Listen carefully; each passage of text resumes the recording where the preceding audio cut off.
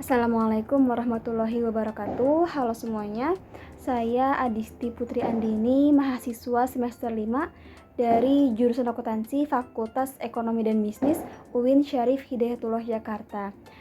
Video ini dibuat sebagai tugas akhir dari mata kuliah Sistem Pengendalian Manajemen dengan dosen pengampu Ibu Reskino SE MSI PhD. Di video ini materi yang akan saya bahas yaitu mengenai perencanaan strategis, di mana perencanaan strategis ini merupakan tahap pertama dari sistem pengendalian manajemen itu sendiri. So, without any further ado, langsung aja kita masuk ke pembahasan materinya.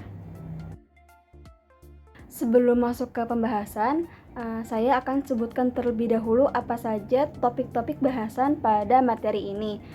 Pembahasan pertama yaitu ada definisi dan manfaat dari perencanaan strategis. Kemudian pembahasan kedua yaitu ada kegiatan pokok dari perencanaan strategis. Dan pembahasan yang terakhir yaitu proses dalam perencanaan strategis. Kita masuk ke pembahasan pertama yaitu definisi dan manfaat perencanaan strategis.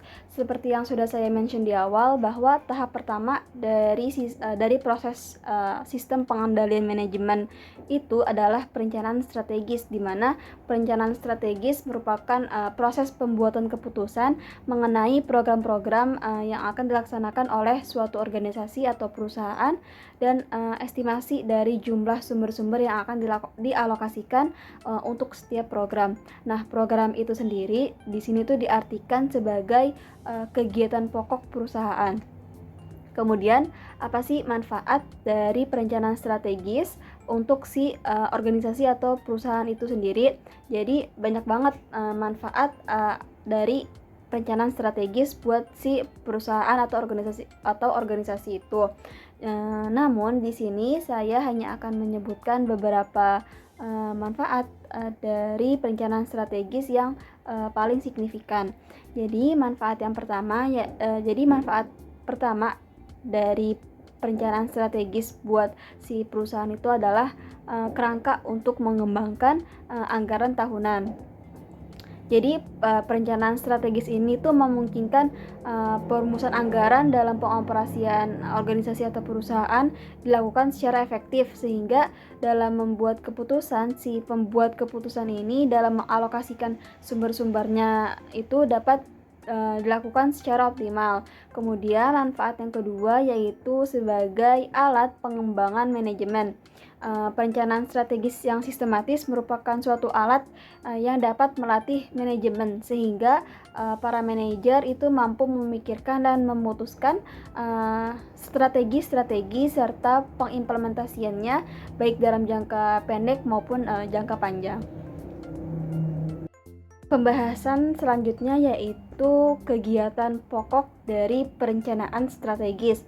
Jadi kegiatan pokok perencanaan strategis itu terbagi menjadi dua, yaitu yang pertama menganalisis program baru. Di sini tuh manajemen harus siap untuk mengusulkan program-program baru, di mana program baru tersebut itu harus up to date dengan segala perkembangan di berbagai bidang, contohnya yaitu teknologi.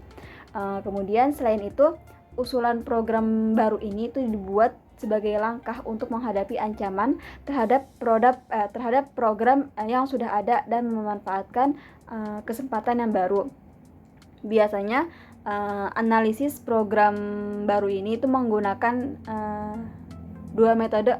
Yang pertama itu analisis biaya manfaat atau cost benefit analysis, dan atau analisis masukan keluaran atau input output analysis. Kemudian kegiatan pokok perencanaan strategis yang kedua yaitu menganalisis program yang sedang berjalan. Perubahan di lingkungan eksternal perusahaan itu bisa mengakibatkan program yang sedang berjalan itu nggak bisa dipertahankan. Oleh karena itu, program yang sedang berjalan perlu dievaluasi agar manajemen itu mengetahui apakah program tersebut itu harus dipertahankan, diganti, atau bahkan diberhentikan. Kemudian menganalisis program yang sedang berjalan ini bisa menggunakan 3 metode. Yang pertama yaitu telaah dasar 0, kemudian analisis rangkaian nilai, dan menggunakan metode activities based costing. Selanjutnya kita masuk ke pembahasan terakhir dari perencanaan strategis, yaitu proses perencanaan strategis. Perusahaan atau organisasi biasanya mulai merancang rencana strategisnya itu di awal tahun, sekitar bulan Maret sampai bulan Mei, serta menyelesaikannya di akhir tahun sekitar bulan September sampai November, sebelum mereka membuat anggaran untuk tahun berikutnya. Proses dari perencanaan strategis ini terdiri dari 6 langkah. Yang pertama itu meninjau dan memperbarui rencana strategis tahun lalu. Jadi setiap tahun rencana strategis yang lama itu perlu dievaluasi untuk memastikan apakah rencana strategi tersebut itu masih relevan atau enggak.